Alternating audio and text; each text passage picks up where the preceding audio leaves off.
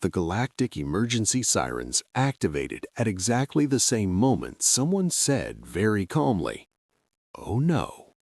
That alone was unusual, because those sirens were only supposed to sound if reality itself was about to be punctured, folded, or sued. And yet here they were, screaming across 1,000 star systems because a red label had just changed.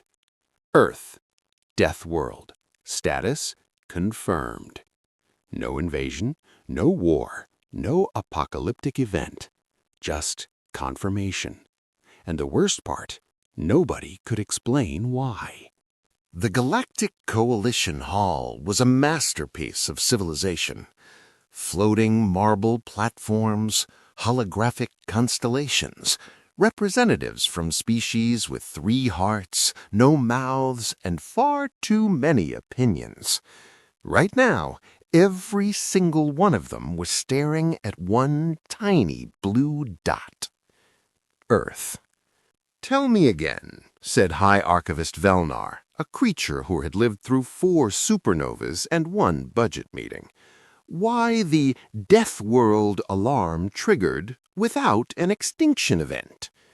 The analyst swallowed, literally. His species didn't need to, but stress made them do it anyway. "Well, sir, the system wasn't wrong." That sentence landed badly. Murmurs spread. Tentacles stiffened. Someone accidentally shed a shell. "The Deathworld classification requires extreme environmental hostility," another counselor snapped. "Lava seas, acid rain, predator dominance, planet-wide violence." "Yes," the analyst said weakly, "Earth has those." "That's not new," Velnar replied. "We've known Earth is dangerous for centuries. This alarm only triggers when the dominant species becomes incompatible with galactic safety." Everyone leaned in. "Incompatible how?" someone whispered. The analyst hesitated, then brought up the footage. "This is from a live observational feed accidentally activated this morning." "Accidentally?" Velnar repeated. The analyst nodded. Intern misclicked. The galaxy collectively braced itself. The screen flickered, focused, zoomed, and revealed a human. Just one.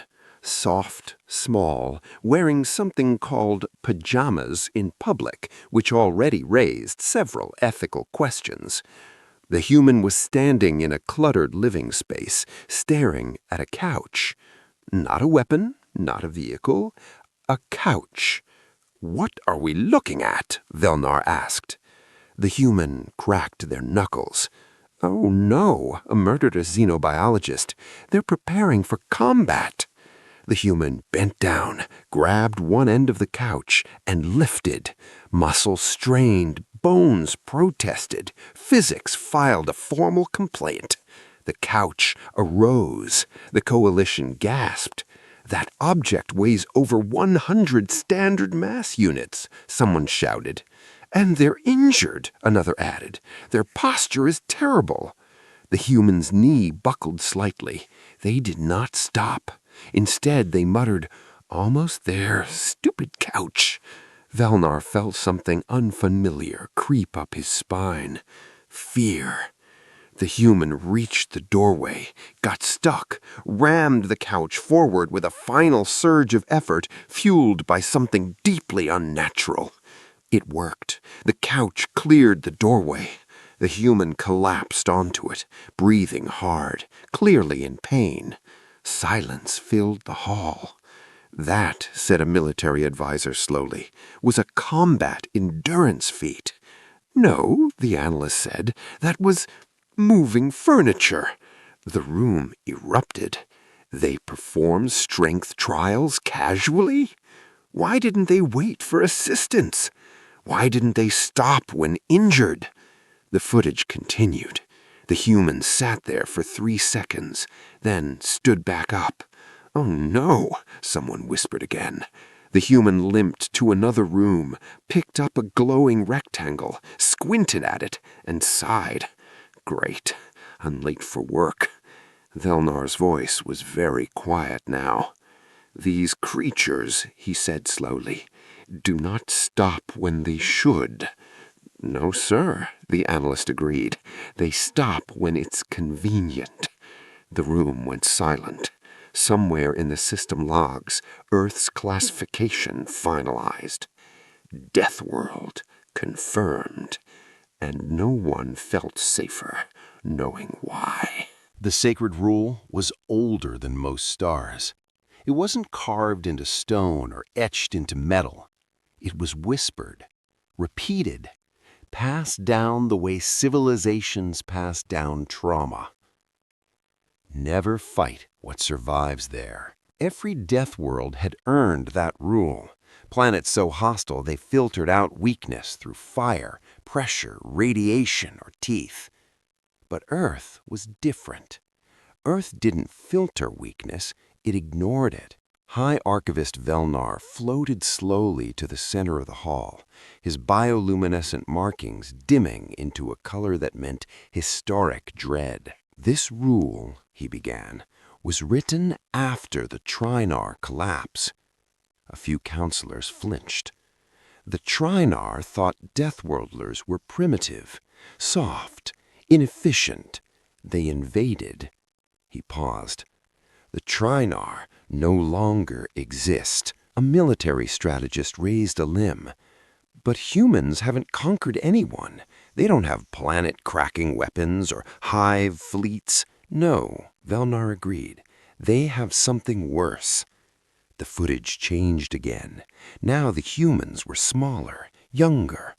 A child fell, scraped their knee, blood visible. Several counselors recoiled. The child stared at the wound for a moment, then said, "I'm okay," and stood up. Silence. "They're lying," whispered a medic species. "They know," replied a behavioral analyst. "They just continue anyway." More footage. Humans staying awake long past biological limits. Humans laughing while exhausted. Humans facing storms, heat, cold, loss. One human sat alone in a dark room, staring at nothing. Then stood up, made food, went to work. The sacred rule pulsed in the archives. A junior counselor finally asked the question no one wanted to voice. If they are this resilient, why haven't they conquered the galaxy? The analyst hesitated. Because, he said carefully, they are not motivated by conquest. That confused everyone. What motivates them then? Velnar asked. The analyst zoomed to feed again. A human stared at a broken machine. They sighed. Of course this breaks today. They fixed it. Improvised, swore at it, fixed it again. Another human, clearly exhausted, stared at a pile of tasks and muttered, "Fine, I'll just do it myself." The coalition leaned closer. "They are motivated," the analyst said, "by refusal." "Refusal?" a diplomat echoed. "Yes, refusal to stop, refusal to wait, refusal to be slowed." The room chilled. A military mind processed this first. So, if threatened, they wouldn't retreat? No. If injured, they'll complain, then continue. If defeated, they'll try again, louder. The sacred rule activated fully now, ancient text scrolling across the hall. Do not engage, do not provoke, do not corner. A historian spoke, voice trembling. This rule was meant for apex predators. Velnar nodded grimly. Humans are not apex predators. The footage showed a human wrapped in blankets, visibly ill, holding a cup of something steaming. "I hate this, but I still have to finish that thing." They stood up. The council watched in horror. "They are endurance given flesh," Velnar finished, "not because they are strong, but because they won't quit." An alert chimed. Another system update. Earth, persistence index off the scale. A counselor whispered, "If we ever fought them." Valnar cut him off. "We won't." "But what if they fight us?" The analyst looked up slowly. "They won't," he said, "unless we inconvenience them." Every alien in the hall stiffened. "Inconvenience?" Valnar repeated. "Yes, block their resources, interrupt their routines, take away their comforts." The analyst swallowed again, "especially their rest." The footage showed a human staring at a clock at 3:17 a.m. They sighed. "Guess I'm not sleeping." Something ancient stirred in the Coalition's collective memory. Valnar raised his appendages. "Then, this council decrees the sacred rule stands. Never fight what survives there. Because the humans weren't dangerous when angry. They were dangerous when tired." And somewhere on Earth, completely unaware, a human yawned and prepared to keep going anyway. Every galactic disaster starts the same way. Not with explosions, not with invasions, but with someone underqualified saying, "I think this is fine." The intern's name was Plix-7, which roughly translated to eager but unprepared. Plix-7 had 6 months of training, 3 warning labels, and exactly 0 experience with Deathworld protocols. Plix-7's job was simple: monitor archived human data. Archived meant safe. Archived meant delayed. Archived meant not live. Plix-7 stared at the console, which was blinking gently, helpfully, deceptively. One button pulsed brighter than the others. "Initiate live observation feed." Plix-7 tilted his head. "That's probably for supervisors," he muttered. Then his comm chirped. "Plix-7, status update?" a voice demanded. Plix-7 panicked. Yes, everything normal. No anomalies detected." They slapped the console to stop the blinking. The button depressed. The universe noticed. Somewhere deep in the Coalition's systems, alarms hesitated, reconsidered, and then gave up entirely. Live feed active. The intern froze. Oh. The screen filled with motion. Not armies, not weapons. A human kitchen. A human stood in front of a glowing box emitting heat and judgment. They were wearing mismatched socks. Plix-7 blinked. "That doesn't look dangerous," Plix-7 whispered. The human opened the box, cursed loudly, and yanked out a metal tray without protection. They screamed, then continued cooking. Plix-7's frills puffed in alarm. "They're injured!" The system tagged it automatically. Injury detected, severity moderate. The human shook her hand, blew on it, and muttered, "Idiot, why didn't I wait?" They did not wait. They grabbed the tray again. Plix-7's console began populating alerts. Pain response overridden. Task priority completion. "No, no, no," Plix-7 hissed, frantically tapping controls. "This isn't what live feeds are for."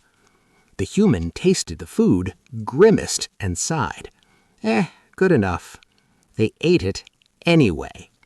Plix-7's heart count spiked. "Why would you do that?" the intern whispered, voice cracking. The feed switched. Now the human was outside, walking into rain without protective gear. They checked a small rectangle in their hand. Of course it's raining. Of course. They kept walking. The intern tried to shut it down. Access denied. Supervisor authorization required. "Oh, stars," Plix-7 breathed. The live feed propagated. What had been one stream became many. The Coalition Hall lights flickered as the data streamed in. Humans running while exhausted. Humans lifting despite injury. Humans saying, "I'll deal with it later," and never dealing with it later. Plick 7 watched in dawning horror. "They're not panicking," they whispered. "They're adapting." A new alert appeared. Behavior pattern identified. Persistent functionality. Plick 7 didn't know what that meant, but the system clearly did. Plick 7's supervisor finally appeared on the comm. "Plick 7, the voice said slowly, "why is Earth live?" Plick 7 squeaked. "I pressed the wrong button." Silence. Then, very quietly, "You pressed the button?" "Yes." The supervisor exhaled a sound usually reserved for grieving. The feed switched again. A human sat at a desk, eyes red, posture collapsing. They rubbed their face. "I can't do this anymore," they whispered. Plick 7 felt relief. "They're stopping," the intern said. The human stood up, made coffee, sat back down. Plick 7's console flashed violently. Extreme behavior confirmed. The supervisor's voice was hollow now. "Plick 7, do you know why live feeds are restricted?" Plick 7 shook her head. "Because," the supervisor said, "once you watch humans in real time," the feed showed the human typing again, jaw set. "You realize they don't stop because they're capable." The screen zoomed slightly. "They stop because they're allowed to." The Coalition Hall alarms began to warm up, and Plick 7 understood, far too late, that one tiny mistake had done more than reveal humanity. It had revealed a problem.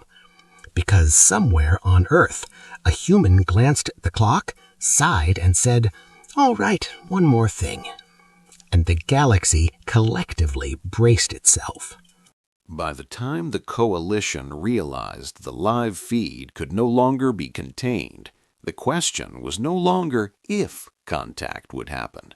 It was how badly. The sacred protocols were clear.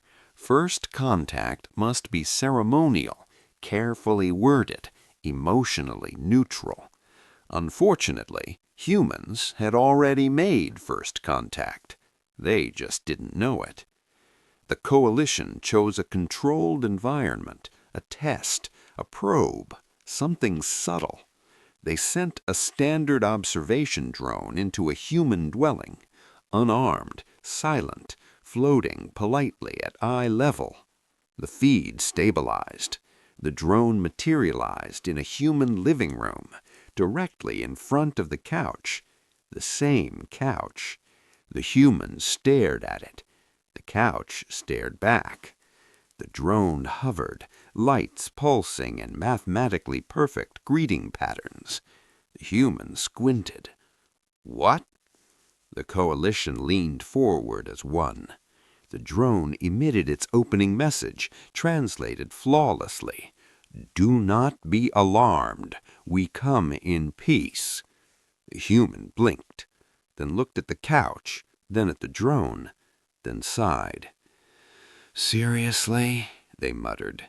"Today of all days?" The humans stood up. Their posture suggested exhaustion. Their expression suggested resentment. "Listen," they said, pointing at the drone. "I don't know what you are, but you picked a bad time." The drone adjusted its position, attempting friendliness. The human grabbed the couch. "No," whispered a xenobiologist. "Not again." The human dragged the couch forward. The drone panicked. "Please remain calm," it insisted. "Physical exertion is unnecessary." The human strained, muscles shaking. "Oh, it's necessary," they snapped. "This stupid thing doesn't fit, and I've already tried 3 times." The Coalition's military division activated defensive projections. The drone hovered backward, clearly confused. "We are not hostile." "Good," the human said. "Then you can help." They shoved the couch harder. It slammed into the drone. The drone bounced off the wall, alarms screeching in frequencies no human ear could hear. Every alien in the hall screamed anyway. "First contact has turned violent," someone shouted. The human froze. They stared at the damaged drone. "Oh no," they said softly.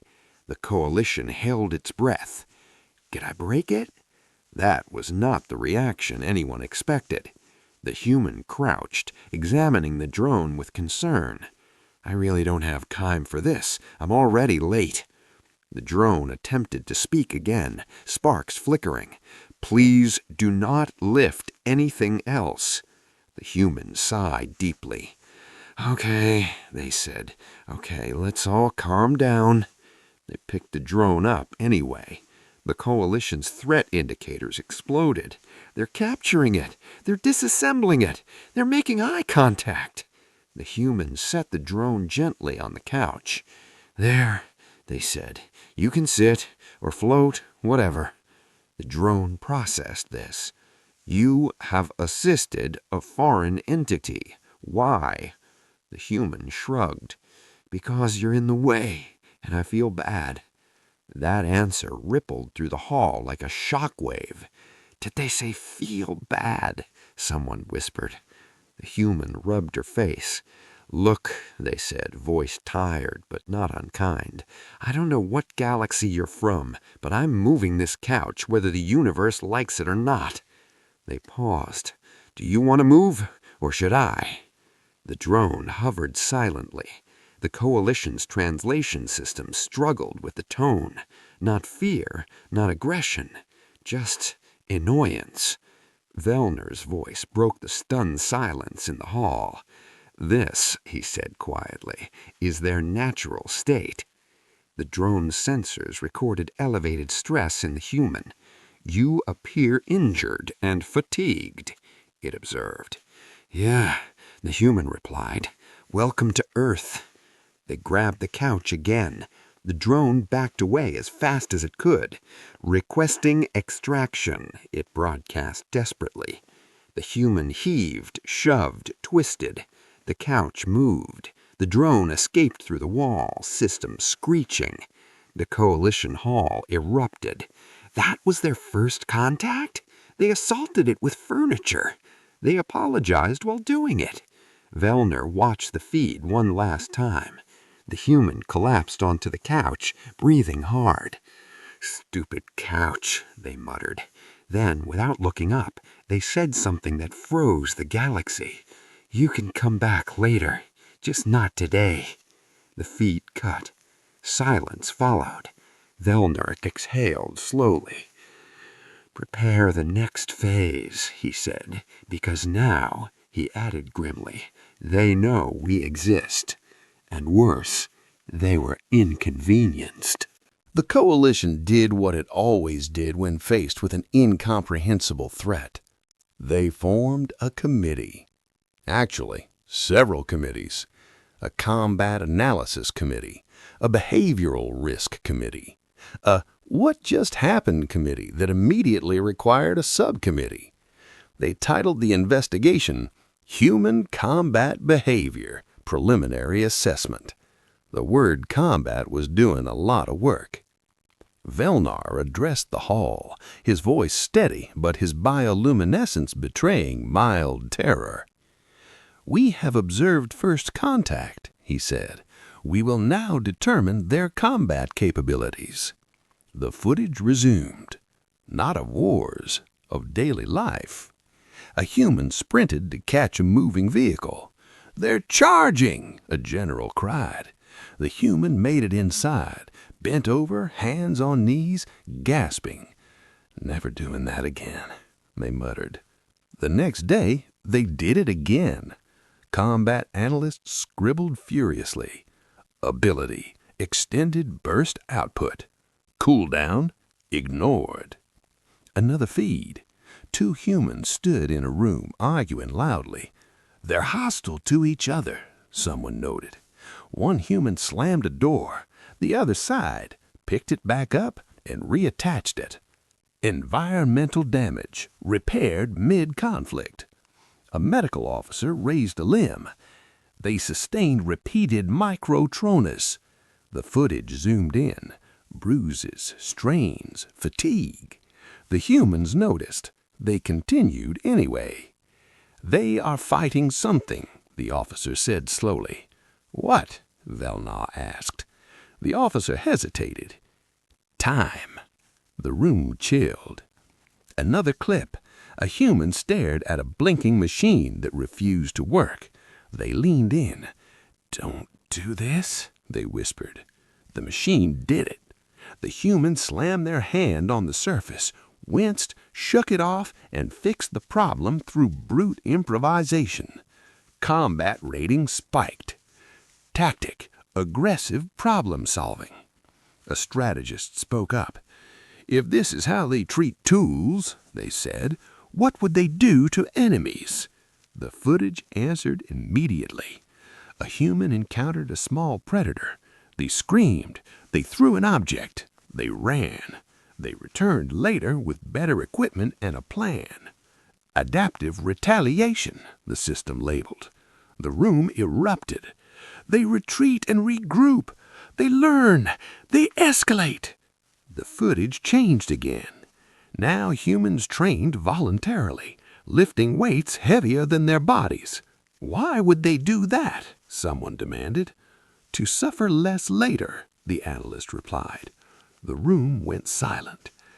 "That's strategy," a general whispered. More data poured in. Humans practicing combat sports, getting injured, returning stronger. Pain response utilized as feedback. The sacred rule glowed brighter in the archives. Velnar watched a clip where a human fell during training, sat up, smiled grimly, and said, "Again." He turned to the council. "They do not avoid pain," he said. "They schedule it." Panic spread. A diplomat stammered, "But they don't attack unprovoked." "No," Velnar agreed. "They attack problems." The final clip played. The same human from First Contact stared at the couch again. It still didn't fit. They cracked their neck. "All right, round 4, they said. The combat system couldn't classify it. It flashed a new warning. Threat type, persistence-based. The hall erupted into overlapping shouts. "We can't outlast them. They don't stop when damaged. They treat exhaustion as temporary." Velnar raised his appendages for silence. "This is not war doctrine," he said grimly. "This is endurance doctrine." The council finally understood. Humans didn't win by overpowering. They won by refusing to quit. The system chimed softly. Projected outcome of direct conflict. Prolonged, unpredictable, exhausting. Someone whispered the unthinkable. "We'd lose." Velnar didn't correct them. Instead, he stared at the data and said, "We must never let this become combat." Because the aliens had just realized the most terrifying truth of all.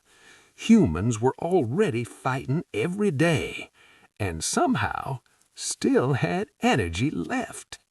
If Scene 5 broke the Coalition's understanding of combat, Scene 6 broke physics, because the analysts finally noticed a pattern. Humans weren't powered by efficiency. They weren't powered by optimization. They were powered by something dark. The footage zoomed in on a human gripping a small cup, steam rising like a warning sign. "What is that substance?" asked a xenochemist, already concerned. The system scanned it. "Compound identified. Caffeine. Primary effect, stimulation. Secondary effects, regret."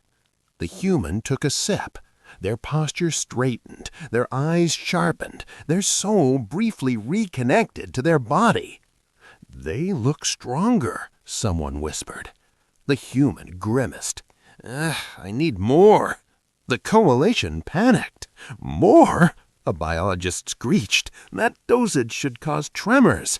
It did. The human's hands shook. They typed anyway. New footage streamed in. Humans waking up before sunrise. Humans functioning after midnight. Humans existing in a constant state of tired irritation. A sleep specialist floated forward, horrified. "They're running on deficits," she said. "Their sleep cycles are catastrophically insufficient." The feed switched. A human stared at a bed longingly, checked the clock, sighed. 4 hours is fine. The system flagged it. Sleep deprivation detected. Severe. The human laid down, woke up almost immediately, got up, continued. "That should have rendered them non-functional," the specialist whispered. "But it didn't," Velnar replied. "It made them sharper." The footage grew worse. Humans joking about exhaustion, bragging about how little they slept, competing over who was most tired. "They're weaponizing fatigue," a general said faintly. Another clip, a human rubbing their eyes, whispering, "I can't think straight." They thought straight enough. They solved problems faster, took risks, ignored caution. Inhibition reduction confirmed. "That's dangerous," a strategist said. "Yes," Velnar agreed, "for everyone." The xenochemist returned to the substance. They willingly ingest this stimulant, knowing it worsens their condition. "Why?" demanded the council. The feed answered. A human stared at a workload and muttered, "Because it has to get done." The coalition felt something snap. "This violates galactic labor law," a bureaucrat sobbed. The footage showed humans combining caffeine with sugar. The system hesitated, then added a new warning: stacking buffs detected. The hull descended into chaos. "They're min-maxing biology," someone screeched. "They're bypassing safety limits. They're running on borrowed time." Velnar watched as a human, visibly exhausted, smiled faintly to a coworker. "We'll sleep when it's over," they said. "When is over?" someone asked in the hall. The human didn't answer. They didn't know. The analysts finally ran a projection. Without stimulants, human function drops. With stimulants, human function spikes. Long-term consequences acknowledged, ignored. A counselor whispered, "They're destroying themselves." Velnar shook his head slowly. "No," he said, "they're spending themselves." The feed returned to the first contact human. They stared at an empty cup, sighed, refilled it. "Last one," they lied. The coalition understood now. Humans didn't fear exhaustion. They negotiated with it. And somewhere deep in the galactic archives, a new rule quietly drafted itself. Never deprive humans of sleep, never limit their caffeine, and above all, never make them do this angry. Because the galaxy was beginning to realize something terrifying. This wasn't humans at their best. This was humans running on fumes, and they were still unstoppable. Galactic bureaucracy had survived everything. Black hole zoning disputes, time loop tax fraud, an incident involving sentient paperwork. It had rules for chaos. It did not have rules for humans. The coalition attempted anyway. They began with metrics: strength, measurable; intelligence, inconsistent but alarming; technology, crude yet effective. Then they reached persistence. The system stalled.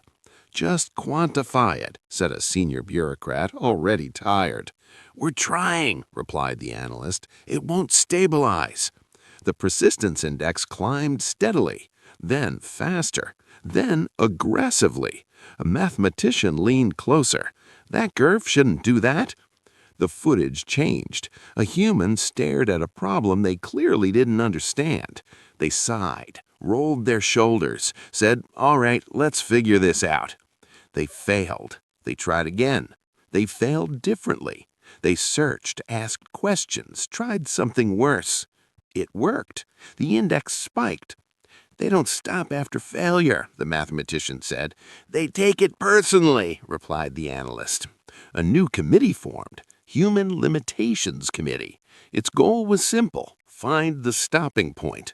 They observed humans reaching exhaustion, physical collapse, mental strain, emotional overload.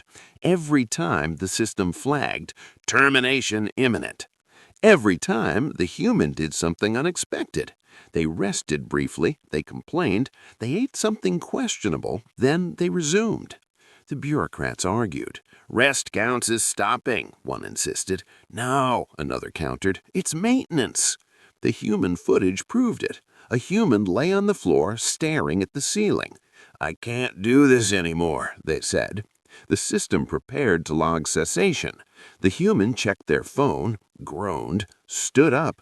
Okay, one more. The system crashed, literally. A clerk shouted, the index just exceeded defined infinity. That's not possible, someone yelled back. It is for them. The coalition attempted comparisons. Deathworld predators fought until wounded. Machines shut down at thresholds. Even stars burned out eventually. Humans? Humans paused, then continued. A philosopher floated forward, trembling. They don't persist because they believe they'll win, she said. They persist because stopping feels worse. That explanation broke 3 cultural models and 1 intern. The bureaucracy tried one last approach. They introduced administrative delay simulations, paperwork, waiting periods, red tape. The footage rolled. A human stared at a complex form, groaned, filled it out angrily, incorrectly, corrected it, resubmitted it, called someone, waited on hold, sighed loudly, finished anyway. The persistence index went vertical. No species should survive this, a clerk sobbed. Velnar watched quietly as reports piled up. Charts bent, graphs screamed, definitions dissolved. Finally, the system generated a new classification all on its own. Human persistence, non-linear, non-rational, non-negotiable. The bureaucrats slumped back. So, what do we do? Velnar answered without hesitation. We stop trying to measure them. But we need regulations. Yes, Velnar agreed, for us. The hall quieted. If humans encounter resistance, they push. If they encounter delay, they endure. If they encounter rules, he gestured at the collapsing data, they find a way around them. A final clip played. The first contact humans stared at a massive to-do list. They rubbed their temples, smiled tiredly. It's all right, let's figure this out. The bureaucracy officially gave up, because for the first time in galactic history, the coalition faced a truth it could not process, regulate, or survive. You cannot out-paperwork a species that refuses to quit. And the worst part, humans didn't even realize they were doing it. The breakthrough did not come from a general, or a scientist, or even a philosopher with too many degrees. It came from a junior behavioral analyst who'd been quiet the entire time. They rewound the footage. Not the dramatic parts, not the feats of endurance, not the caffeine rituals. They rewound the complaints. The analyst cleared their throat. Honored Council, they said carefully, I believe we've misunderstood the core motivation. Velnar gestured for them to continue. The footage played. A human soaked from rain muttered, I hate this. Another, stuck in traffic, groaned, this is the worst. Another, exhausted, slumped into a chair and said, this is so uncomfortable. The analyst paused to feed. They're not driven by courage, they said, or dominance, or even survival. The hall leaned in. They're driven by avoidance. Confusion rippled. Avoidance of what? Someone asked. The analyst tapped the screen. Discomfort. The room went very still. They lift heavy objects, the analyst continued, because it's uncomfortable to leave the task unfinished. They work while exhausted because it's uncomfortable to fall behind. They endure pain because stopping would require dealing with the consequences later. The footage resumed. A human grimaced while doing something unpleasant. Ugh, fine. They did it anyway. Vilnar's eyes widened slowly. They're not fearless, he said. No, the analyst agreed. They're impatient. The revelation spread like a shockwave. So they persist, a diplomat said slowly, not to win, but to restore comfort. Yes, said the analyst, eventually. Another clip. A human enduring extreme conditions, muttering, "If I get this done now, I can relax later." The council gasped. "They're suffering now to be comfortable later?" A strategist whispered. "Yes." A xenopsychologist floated forward, stunned. "This is backwards," she said. "Most species seek immediate comfort." "Humans," the analyst replied, "seek future comfort aggressively." The sacred rule updated itself again. Motivation identified, discomfort avoidance delayed. The footage shifted to first contact again. The couch, the bad attitude. The analyst zoomed in on the human's face. They weren't angry at the drone. They were angry at the couch, at the situation, at the inconvenience. They weren't hostile, Vilnar realized. They were annoyed, the analyst said. The council finally understood. Humans weren't Deathworlders because they loved suffering. They were Deathworlders because they refused to live with it. A counselor raised a trembling limb. "So if we make them comfortable, they'll be peaceful," the analyst said. "And if we don't?" someone asked. The analyst didn't answer. The footage did. A human tried to sleep, failed, tossed, turned. They sighed, got up, started fixing things. The room chilled. Vilnar spoke softly. "Comfort is their reward. Discomfort is their enemy." "And what happens," a general asked quietly, "when we become the source of that discomfort?" The analyst swallowed. "They will outlast us." Silence fell. Then a final clip played. The human finally finished moving the couch. They collapsed onto it, smiled faintly. "Worth it," they whispered. The coalition understood the truth at last. Humans didn't conquer worlds. They fixed problems until the universe stopped bothering them.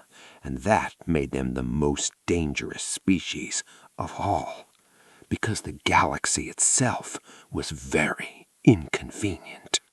The Galactic Coalition did something unprecedented. They adapted, not technologically, not militarily, administratively, which for them was far more serious. Vilnar convened an emergency session labeled Human Adjacent Policy Revision, All Hands Required. Attendance was mandatory. Absences were forgiven. Nervous pacing was encouraged. "We are not rewriting galactic law," Vilnar announced calmly. The legal department immediately screamed. "We are," he clarified, "rearranging it around humans." That went worse. A senior legislator slammed a datapad down. "You don't restructure civilization around a single species." Vilnar raised a limb. "You do," he said evenly, "when that species reacts to inconvenience the way others react to extinction." The footage rolled again. Humans trapped in long lines. Humans dealing with delays. Humans staring at loading screens. Each time, irritation escalated into action. "They don't wait," a clerk whispered. "They fix." "Or bypass," another added. The coalition drafted new provisions. Law 1, no unnecessary wait times near human territory. "Is that really needed?" someone asked. The system chimed. Yes. Law 2, all human-facing systems must function on first attempt.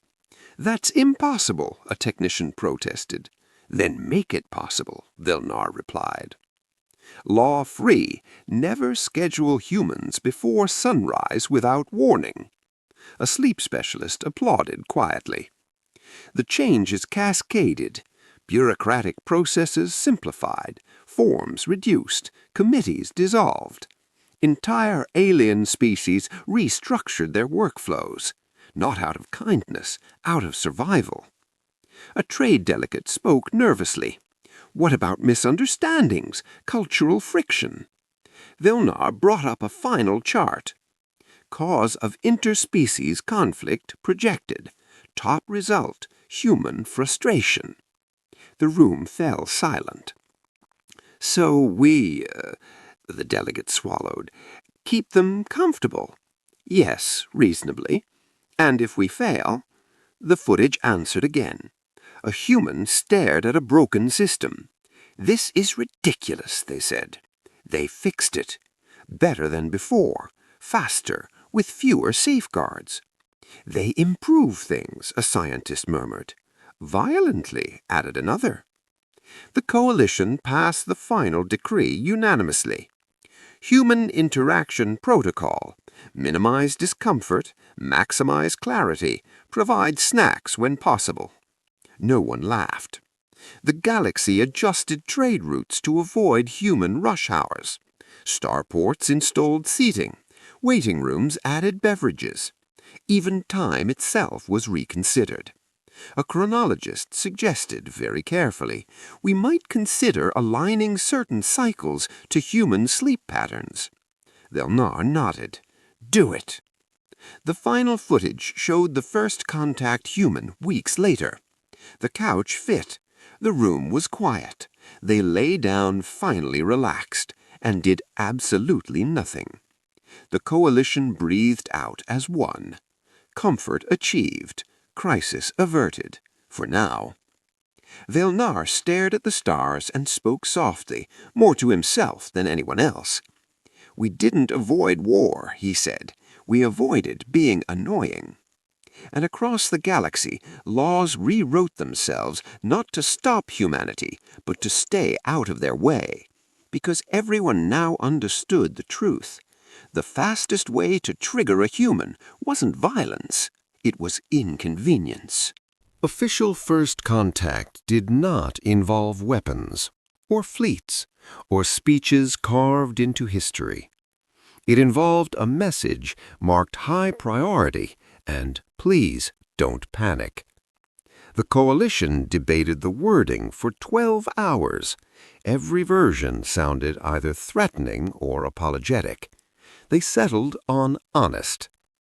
The transmission reached Earth quietly, slipping into human communication networks during what was statistically the least irritating time of day. The first human to see it squinted at their screen. Huh. The message translated itself automatically. Hello. We are the Galactic Coalition. This is first contact. Please do not move any furniture right now. The human blanked. What? More humans saw it. Phones buzzed, screens lit up, coffee was paused mid-sip. The message continued. We have observed your species extensively. You are not in trouble. We are. That got attention. The coalition waited for panic. There was confusion, arguing, a brief debate about whether this was a prank. Then one human asked a question that mattered. Is this going to be a problem? Vilnar watched from the hall, heartbeat synchronized to the feed. The reply went out immediately. No, we just need to say one thing. A pause. Across Earth, humans leaned closer. Please rest when you can. Please eat regularly. And please understand, if you ever decide we are in the way, we will move. The silence that followed was strange. Then a human laughed. Another sighed in relief. Someone muttered, "Wow, that's surprisingly reasonable." The first contact human from the couch stood up, rubbing their neck. So, they said, addressing no one in particular, you're not here to invade? Absolutely not. Cool, the human replied, because honestly, I don't have the energy for that. The coalition exhaled for the first time in weeks. Velnar allowed himself a small, exhausted smile. Then it is done, he said softly. No war declaration, no conquest, just an understanding. The message ended with one final line, carefully chosen. Welcome to the galaxy. We promise to try not to be a problem. On Earth, a human closed the message, set their phone down, and finally lay back on the couch. Good, they said, because I just fixed this thing. They closed their eyes and did nothing. Across the stars, alarms powered down, committees disbanded, laws settled into place. First contact was complete. Not with a warning to humanity, but with a warning about them. Because the galaxy had learned the most important lesson of all. You don't defeat humans. You don't outfight them. You don't outlast them. You simply make sure they're comfortable and hope they never decide you're in the way.